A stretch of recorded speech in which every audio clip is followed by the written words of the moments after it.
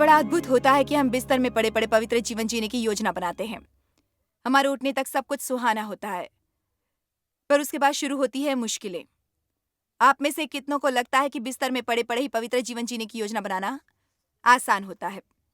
मैं कहती थी कि घर में किसी के आने तक मैं सबके साथ मिलजुल कर रहूंगी। किसी के साथ रहना मेरे लिए कोई समस्या नहीं थी। कोई साथ ना हो तब तक मेरा महान रिश्ता रहता, पर किसी के आ जाते ही कहानी अलग हो जाती थी। हम अच्छा करना चाहते तो हैं, लेकिन आखिरकार हम में बुराई ही हो जाती है, और ऐसा इसीलिए होता है क्योंकि हमें जरूरत होती है आत्मा और देह के कामों के बारे में और ज्यादा सीखने की। और प्रभु ने बताई हुई बातें हमें मुश्किल लगती हैं। इसका एक कारण ये है कि हम में निरंतर गर्व की आत्मा कार्य करती है, जो हमें सख्त बनाकर अपनी इच्छा से हमसे कार्य करवाती रहती है। बताइए, हमारी कल्पनाएं प्रभु की कल्पनाओं से अच्छी हो सकती हैं? मत्ती 16 में जब पतरस ने भी प्रभु यीशु का विरोध किया था, तब प्रभु यीशु से अपने क्रूस पर जाने के विषय में और अपने दुख सहने के विषय में बता रहे थे। तब पतरस ने कहा, ओ नहीं नहीं प्रभु, आपके साथ नहीं, ये आपसे दूर रहे, आपके साथ नहीं हो। पर यीशु ने पतरस की ओर मुड़कर कहा, मुझसे दूर रहो शैतान, तू मेरे लिए रुकावट है, तू मेरे लिए एक रुकावट है। वो जानते थे कि शैतान पतरस के शरीर के द्वारा कार्य कर रहा था, पर ऐसा होने के पीछे कारण ये था कि पतरस में कुछ तो समस्या थी, और वो समस्या थी घमंड की। और आज आप सीखेंगे कि किस तरह प्रभु इस समस्या को सुलझाते हैं और हम में दीनता निर्माण करते हैं, जिसका हम में विकास हो। ऐसी चाहत जगाने वाला सबसे सुंदर मसीही गुण है। जिन सब मसीही गुणों की हम चाहत रखते हैं, उनमें सबसे पहले है विनम्रता, दीनता, सौम्यता और लीनता, क्योंकि ये स्वभाव गुण थे यीशु के। और मजेदार बात यह है कि लोग दीनता को अक्सर निर्बलता से जोड़ते हैं, पर ऐसी बात नहीं है। उसकी सही परिभाषा है बल पर नियंत्रण रखना। यानी आप साहसी होकर भी नम्र हो सकते हो। और वास्तव में एक अच्छा दीन व्यक्ति ही साहसी व्यक्ति होता है, क्योंकि दीन व्यक्ति अच्छी तरह से जानता है कि उसमें कोई बात नहीं है, पर सब कुछ मसीह में ही है। वो ये जानते हैं कि महान काम है सिर्फ प्रभु के कहने पर ही कर सकते हैं वो, और प्रभु के अधिकार में रहकर ही वो कर सकते हैं। सच्चा दीन व्यक्ति प्रभु से ये कहे बगैर घर से बाहर नहीं निकल सकता कि मुझे आपकी बहुत बहुत जरूरत है, और आपने मेरी मदद नहीं की तो मेरे हाथों से आज केवल मूर्खता भरे काम ही होंगे। इसीलिए एक सच्चा दीन व्यक्ति प्रभु से हमेशा यही कहता है कि मेरी मदद करो। दिन में 100 बार यही कहेगा, क्योंकि हमें चाहिए होती है मदद जो प्रभु का इंतजार करते हैं। वे ज्ञानी होते हैं। ज्ञानी लोग, हम खुद को समझते हैं, उतने ज्ञान हमारे पास नहीं होते। बाइबल कहती है, अगर तुम प्रभु के बलवान हाथों तले खुद को दीन करोगे तो वो सही समय में आपको ऊंचा करेगा। जब भी मैं गर्व और दीनता पर सिखाती हूँ, तब जरा सन्नाटा छा जाता है, पर मुझे ये अच्छा लगता है, क्योंकि कुछ संदेश मजेदार होते हैं तो कुछ होते हैं गंभीर स्वरूप के। देखो, गर्व के बारे में कहें तो गर्व का रूप फंसाने वाला होता है। घमंडी स्वभाव के लोग कभी ये नहीं मानते कि वे घमंडी मनोवृत्ति के हैं या घमंड उनके जीवन की समस्या है। एंड्रू मरी की एक पुस्तक पढ़ने तक गर्व मेरे भी जीवन की समस्या है, ये मैं जानती नहीं थी। गर्व और दीनता के बारे में वो पुस्तक मैंने 25-30 साल पहले पढ़ी। क्या बताऊं, मैं खुद में ही वो मनोवृत्ति देख रही थी, और जब मैंने वो पुस्तक पढ़कर खत्म की, तब मुझे एहसास हुआ कि जो बातें प्रभु के लिए निकम्मी है, वो बातें आज भी मेरे अंदर हैं, पर मैं जानती नहीं थी। मैं दीनता और गर्व पर अभ्यास श्रृंखला लिख रही थी, पर बाद में मैंने वो छोड़ दिया, क्योंकि कोई उसे लेता नहीं था। क्योंकि जिन लोगों को उसकी जरूरत थी, वो इस डर से उसे खरीदते नहीं थे, क्योंकि लोगों को उनकी समस्या पता चल जाएगी। देखो, घमंडियों के लिए ये कहना मुश्किल होता है कि घमंड में एक समस्या है, पर शायद वो सबसे बड़ी और सबसे धोखेबाज समस्या होगी। मिसाल के तौर पर, जब भी कोई बात कर रहा होता है, तब आप उसकी बात बीच में ही काट देते हो, क्योंकि आप सोचते हो कि आपका बोलना ही ज्यादा अहम है। ये गर्व है। क्या मैंने आपका ध्यान खींचा है? किसी के ना चाहते हुए भी आप अपनी बात कहना चाहते हो, वो होता है गर्व।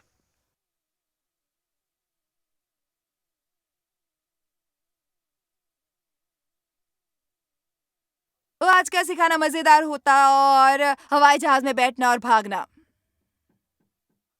इसके आगे कार्यक्रम का संचालन करेंगे पास्टर डीनो। आप ये सभा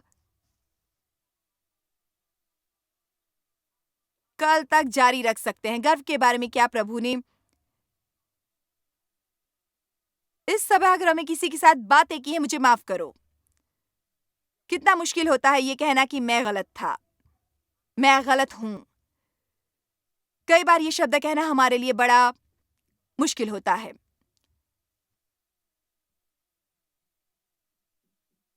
मैं गलत हूं, मुझे खेद है, कृपया मुझे क्षमा करें। ये दीनता के शब्द हैं। गर्व का आत्मा जिनमें होता है उनके लिए इनका प्रयोग मुश्किल होता है। उन्हें हमेशा लगता है कि हमें खुद का बचाव करना चाहिए, हमेशा बहाने बनाने चाहिए और जो कुछ गलत दिखता है उसे ही निशाना बनाना चाहिए। दीनता अति सुंदर होती है, उसके द्वारा शांति मिलती है। ओह पूछिए मत, वो हमारे जीवन में भरपूर शांति लाती है। 1 यूहन्ना 2:15 और बिना घमंड के कोई भी विवाद उत्पन्न होना नामुमकिन बात है। नीति वचन में यूं लिखा है, झगड़ा और लड़ाई केवल गर्व के कारण उत्पन्न होते हैं, अन्य किसी कारण नहीं। जब दो लोग विवाद करते हैं तब दोनों ही खुद का कहना साबित करना चाहते हैं। कोई भी दीन नहीं होना चाहता और हम गलत हो सकते हैं ये मानना नहीं चाहता। जब किसी के साथ आपकी बहस होती है तब अगर आप रुककर कहेंगे मैं सही हूं, ऐसा मुझे लगता है पर मुझसे गलती हो सकती है, ऐसा कई बार हुआ है, शायद अभी भी यही हुआ होगा, तो बहस खत्म होगी। बहस करना बिल्कुल बेमानी है। तो जो कार्यक्रम आप देख रहे हैं उसका फिल्मांकन हुआ है लुसियाना के हीलिंग प्लेस चर्च में। कई सालों से हम उनके समाज के खोए हुए और चोट खाए हुए लोगों तक पहुंचने के कार्य में शरीक हो रहे हैं। उस चर्च के पास को मैंने यहाँ आमंत्रित किया है घमंड की समस्या पर चर्चा करके दीनता का प्रतिफल बताने हेतु। तो इस शिक्षा की ओर मुड़ने से पहले देखेंगे एक झलक। तो पासवादिनों हमारा साथ देने के लिए शुक्रिया। तो आज हम थोड़ा और देखेंगे दीनता के बारे में। हाँ। वाकई में ये एक अहम विषय है ना? तो आपके जीवन में ऐसा क्या कभी हुआ है कि आपको ऐसा लगा कि वाकई में प्रभु ने मुझे दीनता के बारे में एक बेहद अच्छा सबक सिखाया हो? ओ हाँ, मुझे याद है बाइबल कॉलेज के वो दिन। यानी जब आप बाइबल के कॉलेज में होते हो तब आप अपनी ही हाँ, धुन में बिल्कुल हमेशा हो रहते सकता हो। है। जब मैं बाइबल स्कूल में हाँ, था बिल्कुल। तब मैं था बिल्कुल ऐसा ही था। मुझे अच्छी तरह याद है कि मैं बाइबल स्कूल के दूसरे वर्ष में था और मैं अपनी धुन में मगन रहता था। तो आप सलाह देते होंगे, हाँ, है ना? कुछ इस तरह, देखो मेरे पास ये है, आप मुझसे संपर्क कर सकते हैं। हाँ। मैं यही होता हूँ, जब मन चाहे मुझे पुकारो। और मुझे नहीं लगता कि मेरे शब्दों में कुछ था, उसमें सिर्फ मेरा घमंड होता था। मुझे याद है एक बार मैं अपने अध्यापक के साथ लिफ्ट में जा रहा था। वो एक बुजुर्ग व्यक्ति थे और उन्होंने बटन दबाया और बेल बजने लगी। मुझे याद है उन्होंने ऊपर देखा और मुझसे कहा, बेटे प्रभु ने तुम्हें बुलावा दिया है, पर तुम अहंकार की बदबू कॉलेज में फैल गई है। और लिफ्ट का वो अलार्म बज रहा था, ring ring ring ring ring ring ring ring. अपने घमंड के लिए तुम पश्चाताप करो, नहीं तो बेकार जाओगे। फिर उन्होंने ओह! लिफ्ट शुरू की और ये वो अद्भुत चले है। गए। उसका प्रभाव मुझ पर आज भी है। वो था तो बिल्कुल रूखा, पर मुझे उसी की जरूरत थी, मेरे भीतर के अहंकार के लिए। मुझे लगता है शायद वो मेरे जीवन का पहला वाक्य था जिसका मुझे सामना करना पड़ा, खुद को दीन करने के लिए, खुद को दीन करने के लिए। और हम जो कुछ भी हैं और हम जो कुछ भी अच्छा कर रहे हैं वो केवल हम में बसने वाली प्रभु की कृपा होती है। उसके बिना हम हाँ। वास्तव में बिल्कुल शून्य हैं। और जब आपको एक ऊपरी स्तर की दीनता रखनी होती है तब वो औरों की सेवा के लिए सिद्ध होनी चाहिए। यीशु ने कमर बांधी और अपने चेलों के पैर धोए। क्या सबक है? देखो, मुझे अपने जीवन में मुझे हाँ। यकीन है हम्म। ये आपको भी भाएगा। मुझे जो कोई मिलता है उन सब के साथ मुझे प्रेम से, मित्रता से और अच्छीपन से ये कहना बहुत अच्छा लगता है। मुझे लगता है हमारे समाज की त्रासदी ये है कि ज्यादातर लोगों को सिर्फ हवा में तैरना ही पसंद है। यानी कुछ ऐसा है, मैं और लोगों से काफी बेहतर हूँ। फिर वो ऐसा समूह चाहते हैं जिनके पास वो तुच्छता से देख सकें, या वो ऐसे लोग चाहते हैं जिनके साथ वे औरों को तुच्छ जान सकें। मुझे लगता है कि हमें इन बातों से सतर्क रहना चाहिए, क्योंकि जब हम प्रभु के लोगों से अयोग्य बर्ताव करते हैं, तब प्रभु वो बात दिल पर लेते हैं। वो हर एक को एक जैसा प्यार करते हैं। हम हर बात में सही नहीं होते, कभी गलत भी हो सकते हैं, पर हमें औरों की सुनने हेतु तैयार रहना है, हमें सीखने हेतु तैयार रहना है और हमें सेवा करने की तैयारी रखनी चाहिए। मुझे लगता है मैं तुम्हें मदद हम्म, नहीं कर सकता, पर हम्म, मुझे तुमसे पूरी हमदर्दी है। हम्म, याकूब की पत्री में बाइबल कहती है कि हाँ, सच्ची धार्मिकता शुद्ध और दाग रहित, यानी जो प्रभु को ग्रहणीय है, वो किस तरह की धार्मिकता हाँ, प्रभु को ग्रहणीय है? क्या प्रभु को ये मानी होगा कि मैं चर्च में जाकर सबसे आगे बैठूं और अन्य लोगों को न्याय करूं और फिर घर जाकर प्रचारक के बारे में बोलता रहूं? क्या प्रभु को वो मंजूर होगा? वहाँ लिखा है कि अनाथ और हाँ, विधवाओं हाँ, की सही कहा। उनके संकट में सुधि लें हाँ, और वो उनकी चाहते हैं हम देखभाल लोगों से करें। मिले। आपने यूहन्ना 13 का उल्लेख किया था। जब यीशु उस कमरे में गए तब उनके चेले एक दूसरे से हाँ, काफी नाराज थे। कारण था कि उनमें बड़ा कौन है, उत्तम कौन है, पसंदीदा कौन है। मनुष्य का स्वभाव ही ऐसा है कि वो खुद में मगन होता है। मैं और सिर्फ मैं ही। हम आत्म केंद्रित होते हैं और यीशु उस कमरे में गए। उस अहम वक्त में वो उस ऊपर कमरे में गए। वो सलीब पर जाने की तैयारी में थे और मेरे लिए रोचक बात यह है कि उन्होंने अपने चेलों को दी हुई ये आखिरी मिसाल दी। तुम एक दूसरे की सेवा करो। आप अगर एक दूसरे के साथ चल नहीं पाए, खुद को दूसरों से श्रेष्ठ माना, आपके द्वारा औरों तक सुसमाचार कैसे आएगा, बताएं। और उस रात यीशु ने वो मोल सबक सिखाया और वो नीचे झुके, उन्होंने अपने बाहरी वस्त्र निकाले। जब मैं ये चित्र देखता हूँ तो हमेशा सोचता हूँ कि मुझे क्या निकालने की जरूरत है। औरों की सेवा के लिए मुझे कुछ निकाल कर रखना होगा। आपकी बताई कहानी मुझे याद है, वो मुझे अच्छी लगी है। किराना मालिक की ट्रॉली दोबारा रखने के बारे में उससे मुझे आशीष मिली है। जानते हो, नहीं कब आशीष से मिला। मैं किराना की दुकान पर था, ट्रॉली बीच में ही रखी थी और मुझे सिस्टर जॉयस की बात याद आई, ट्रॉली ठीक से रखो। और मुझे याद है मैंने ट्रॉली सही स्थान पर रखी थी। आनंद और के ये बारे में प्रेम आपके पूर्ण विचार कार्य था। कमाल होते हैं और वो खुद के बारे में नहीं होते, औरों की फिक्र करने के बारे में होते हैं। आपकी बात सच है। छोटे छोटे काम करने का निर्णय जानबूझकर लेना पड़ता है। ये दीनता का प्रभाव होता है। आप उनसे जैसा बर्ताव चाहते हो वैसा बर्ताव आप उनसे करते हो, तब वो सच्चा प्रेम होता हाँ, है। और देखो, बच्चे भी स्कूल में ये खेल खेलते हम्म, हैं, दिखाओ और बताओ, पर मसीही लोग अक्सर हाँ, बिल्कुल। बताओ पर दिखाओ मत का खेल खेलते हैं। हमें सबको बताना अच्छा लगता है कि प्रभु आपसे बेहद प्रेम करते हैं, आप मसीह को अपनाना चाहिए, पर होता ये है कि हमेशा नहीं होता, पर अक्सर ऐसा होता है कि हम सच्चा प्रेम दिखाते ही नहीं हैं। और देखो, हाँ, आप कई बार हमारे साथ देश के सही कहा, बाहर आते हो, हम भी सही कई जगह सही। सेवा करते हैं और यहाँ यूएस में भी हम सेवा करते हैं, पर सच कहे तो कुछ लोग इतने चोट खाए होते हैं कि प्रभु आप बेपनाह प्यार करते हैं, ऐसा उनसे कहने के बाद भी उन पर कोई असर नहीं होता, वो जड़ तक नहीं जाता। आपको परमेश्वर के जीवते प्रेम का सही कहा। एहसास उन्हें कराना चाहिए, उनकी सेवा करके, उन्हें भोजन देकर, उनके घाव बांधकर, उनकी देखभाल के, किसी न किसी तरह आपको उनके मन को स्पर्श करना ही होगा और वो भी बार-बार। तब हाँ, उन्हें समझेगा कि आप दिखावा नहीं कर रहे। फिर आप उन्हें बता सकते हैं कि प्रभु के कारण ही मैं यहाँ हूँ, वो मुझ में रहते हैं, वो चाहते हैं कि आप उन्हें पहचाने। देखा जाए तो मैं आपकी मदद नहीं कर रही, बल्कि वो मेरे द्वारा मदद कर रहे हैं। फिर देखो, सही कहा। अक्षरश को लोग मसीह को अपने उद्धारकर्ता के रूप में अपनाते हैं या नहीं, पर उनके लिए हमें ये समझना होगा कि ये सिर्फ लफ्जों से नहीं होगा, सही। उनके साथ है ठोस कदम उठाने बिल्कुल, की। प्रभु यीशु केवल बोलकर भी चेलों के पैर धो सकते थे। वो हाँ, खड़े होकर बस नहीं कहते कि पाँव साफ हो जाए, बूम, हाँ। हम सबके पाँव साफ हो जाते पल भर में। लेकिन उनके आगे नीचे झुके वो, और उन्होंने खुद, उन्होंने यीशु ने कमर को उनके पाँव रुमाल धोए, बांधा। उन्होंने धोए उनके पाँव। हाँ, और उन्होंने उसी रुमाल से उनके पैर पोंछे। जब तक हम जरूरतें नहीं जानते तब तक कोई लाभ नहीं। सही कहा आपने। तो पास्टर, मुझे लगता है सीखने की इच्छा ना होना ये घमंड होने का एक काफी अहम लक्षण है। आप शिक्षक हो, मैं अध्यापिका हूँ, पर प्रभु ने मुझ में ऐसा कार्य किया है कि किसी से भी सीख सकती हूँ और ऐसा करना मुझे पसंद है। आपको क्या लगता है सीखने की मनो कितनी अहम होती है? मुझे लगता है इस मामले में आपका विचार पक्का हो। कई बार आपके साथ जो होते हैं वो आपके कारण प्रभावित नहीं हो बिल्कुल पाते, सच है तो ये। आपका सत्य कौन बताएगा? और मुझे लगता है जब आप लोगों के इर्द गिर्द होते हो तब आप सीख सकते हो, आप मजबूत होते हो, आपको जरूरतें समझ आती हैं। इसलिए ये मुझे सेवा के लिए बाहर जाना पसंद है।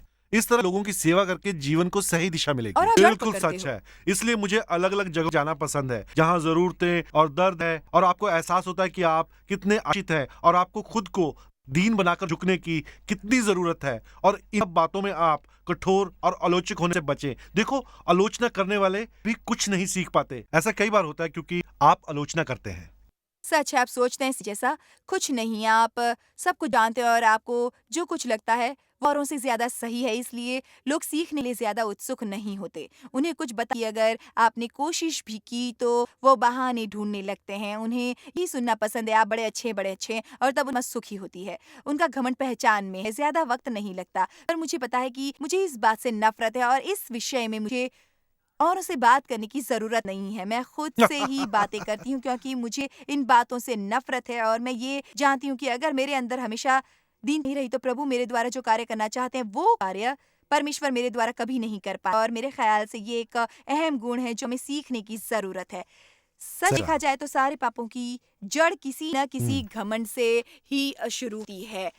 उसमें होता है हुँ, मैं, यही वो मूल पाप था जो हुँ। शैतान ने किया था, जिसके कारण प्रभु की उपस्थिति से वो दूर हो गया। एक समय में वो सुंदर स्वर्गदूत था, हर तरह के संगीत ज्ञान से वो युक्त था, पर उसने कहा मैं प्रभु के आसन से मेरा आसन ऊंचा करूंगा। मैं केवल कुछ ही वचनों में 5 बार वो मैं कहता है, प्रभु कहते हैं तू जो नहीं है वो सही मैं कहा, तुझे बिल्कुल। दिखाऊंगा, और प्रभु ने उसे पृथ्वी पर फेंक दिया। इसलिए आज हम लोगों को प्रोत्साहन देना चाहते हैं कि प्रभु ही सब कुछ है। वे ध्यान में रखिए, उनके सिवाय हम शून्य। सीखने की चाहत रखें, सही कहा। लोगों से अच्छी तरह पेश आकर उनकी सेवा करें और आप आशीष बनोगे और उनका जीवन भी समृद्ध बिल्कुल होगा। सही। और लोग क्या कहते हैं इस पर विचार करना, यानी दीनता नहीं होती, बल्कि नम्रता, यानी आप जो उससे खुद को ज़्यादा या कम ना समझना या खुद के बारे में अलग भ्रम में ना रहना, हाँ, बल्कि खुद को मसीह में देखना, सलीब देखना, मसीह के कार्य को देखना। इससे आप सही पायदान पर आओगे और लोगों के लिए उपयोगी होगे। घमंडी के साथ वक्त बिताने जितनी हाँ, मुश्किल बात है ही नहीं। ये लोग अपने आप को आप शहंशाह छिप नहीं समझते हैं। सकते। बिल्कुल नहीं छिप आप सकते। वाक़ई में छिप नहीं सकते। और आपकी बात ही मैं अलग तरीके से कह रही हूँ। हाल ही में पढ़ा कि घमंड या दीनता यानी खुद के बारे में तुच्छ विचार करना नहीं, बल्कि खुद को बिल्कुल कोई स्थान न देना। दूसरे शब्दों में खुद को दिमाग से बहुत दूर खदेड़ देना। और जानते हो, कई साल तक मुझ में भरा हुआ था। सच कहूँ तो मैं खुद से ऊब गई थी और मेरे बर्दाश्त से बाहर था। मुझे लगता है कि हमें उस मकाम पहुँचना है जहाँ हम कहेंगे प्रभु सब कुछ मेरे बारे में नहीं है, इसलिए सही। मुझे लो और जो चाहो वो करो और मुझे वो सेवा सौंप दो जो आपको मुझसे करवानी है। मुझे किसी भी अहम ओहदे की चाहती हैं, जब तक मैं आपकी इच्छा से चाहूँ काम करता रहूँगा। सुबह उठकर प्रभु से ये कहो, प्रभु सब आपके बारे में बिल्कुल है। सही, आमीन। 1 यूहन्ना 2:15 तुम न तो संसार से और न संसार में की वस्तुओं से प्रेम करो।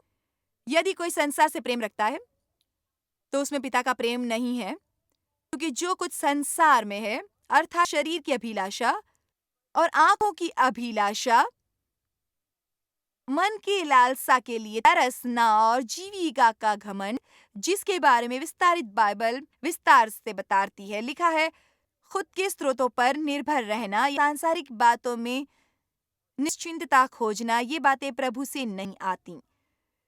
देखो, आज हमारे समाज में जो समस्या चल रही है वो ये है कि ज्यादातर लोग अपनी देखभाल के लिए सरकार पर निर्भर रहते हैं और प्रभु को इससे घृणा है।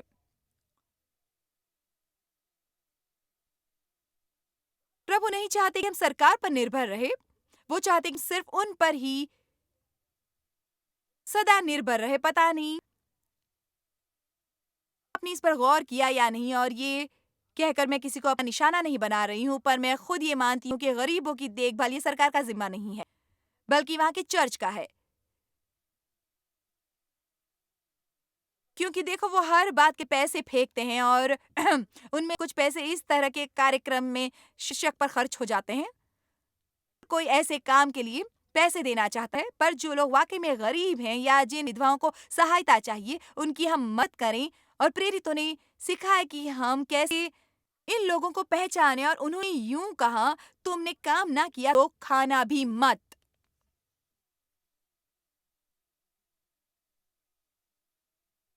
और मैं यहाँ सिर्फ आपको ये बताने का यत्न कर रही हूँ कि आपके जीवन में प्रभु की खास योजना है और प्रभु पर निर्भर किए बिना हमारे साथ कभी कुछ अच्छा नहीं हो सकता।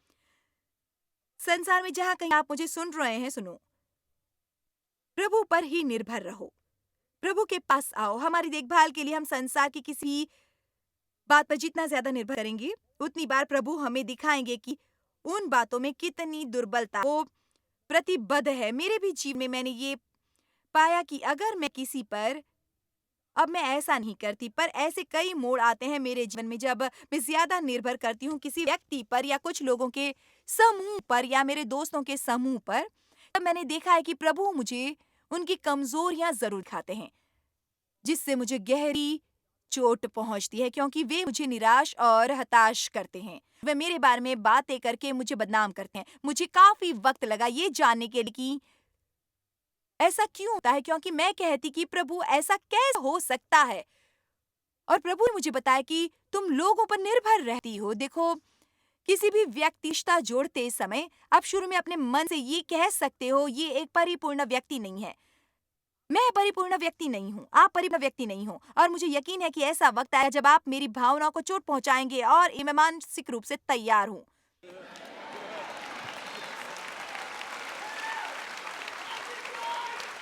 अपने मन को पूरी तरह सिद्ध करो। मुझे याद है एक बार मैं सोच रही थी कि मुझे अभी भी याद है, मैं बिस्तर पर लेटी थी और इस तरह सोच रही थी, ओ प्रभु, मैं देव के बगैर क्या करूंगी, देव के बगैर क्या करूंगी, क्या करूंगी, क्या करूंगी। और ये सोचकर मुझे घबराहट होने लगी, मैं देव के बगैर क्या करूंगी। और जानते हो प्रभु ने क्या कहा? वो बोले, वही करूंगी जो तुम अब कर रही हो। अब हम एक दूसरे से काफी प्यार करते हैं और हमें मिलकर काफी बड़े बदलाव लाने हैं। हम ऐसा नहीं सोच सकते कि आपके बगैर मैं क्या कर सकती हूँ। सिर्फ प्रभु पर निर्भर रहो। खैर, आमीन, हालेलुया।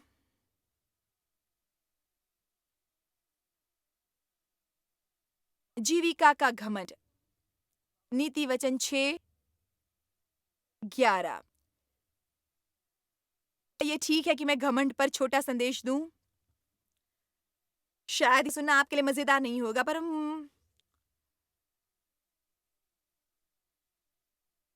मुझे आपको बताना है, मुझे नहीं लगता कि नम्र होने से अधिक मुश्किल कोई और बात हो सकती है। नीति वचन 6:16, इन 6 वस्तुओं से प्रभु नफरत है। वरन 7 हैं जिसे उनको घृणा है। 7वीं बात है भाइयों के बीच में झगड़ा उत्पन्न करना। भाई के बीच में झगड़ा उत्पन्न करना घमंड के कारण होता है। प्रभु जिन बातों से घृणा है उनमें से सबसे पहले घमंड से चढ़ी हुई आंख है। वो आत्मा जो खुद को दूसरों से बड़ा मानती है और दूसरों को तुच्छ मानती है। वाओ! इसका अर्थ है हम खुद को दूसरों से बेहतर मानते हैं। हर चर्च का संगठन खुद को दूसरे चर्च से बेहतर समझता है। जब एक वक्ता मंच पर खड़े होकर दूसरे चर्च की आलोचना करता है तो मुझे बेहद दुख होता है, बहुत बुरा लगता है। मैं आहत होती हूँ जब कोई वक्ता टीवी वक्ताओं का मजाक उड़ाता फिरता है। वो मुझे और मेरे बारे में कुछ भी नहीं जानते। उन्हें कोई कल्पना नहीं है कि टीवी पर इस तरह रहने की कितनी बड़ी जिम्मेदारी होती है और बिल भरने हेतु प्रभु पर निर्भर रहना पड़ता है। और लोगों की ऐसी टिप्पणियों के पीछे वजह होती है उनका घमंड और उनकी ईर्ष्या, जो उत्पन्न होती है घमंड से। खैर, वो समृद्धि प्रचारक, मैं चाहती हूँ कि कोई मुझे बताए वो क्या है।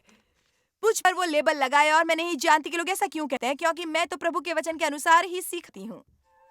मेरा मानना है कि प्रभु लोगों को आशीष देना चाहते हैं, पर उनसे अधिक वो चाहते हैं कि हम उनके ज्ञान में बढ़ें और परमेश्वर के राज्य के फलदायी नागरिक बने।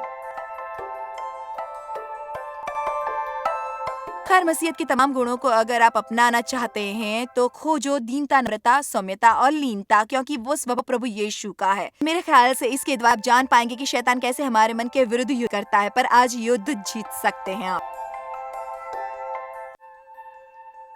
जॉय स्माइल मिनिस्ट्रीज में आप हमारे लिए कितने अहम हैं, इसका आपको अंदाजा नहीं। हम आपके आभारी हैं और हम धन्यवाद करते हैं अपने सब मित्रों और सहयोगियों का कि उन्होंने इस विश्वव्यापी सेवकाई को संभव बनाया। मिलकर हम भूखों को खिला रहे हैं, गरीबों को पहना रहे हैं और कई देशों में सुसमाचार पहुंचा रहे हैं। कृपया हमसे संपर्क करें या विजिट करें jmmindia.org पर। आज ही अपनी प्रार्थना के अनुरोध बताने के लिए, हमारे साधनों के बारे में और जानकारी और जॉयस की सभाओं का शेड्यूल जानने के लिए और हमारे सहयोगी बन जाएं दुनिया भर में मसीह का प्रेम बांटने के लिए।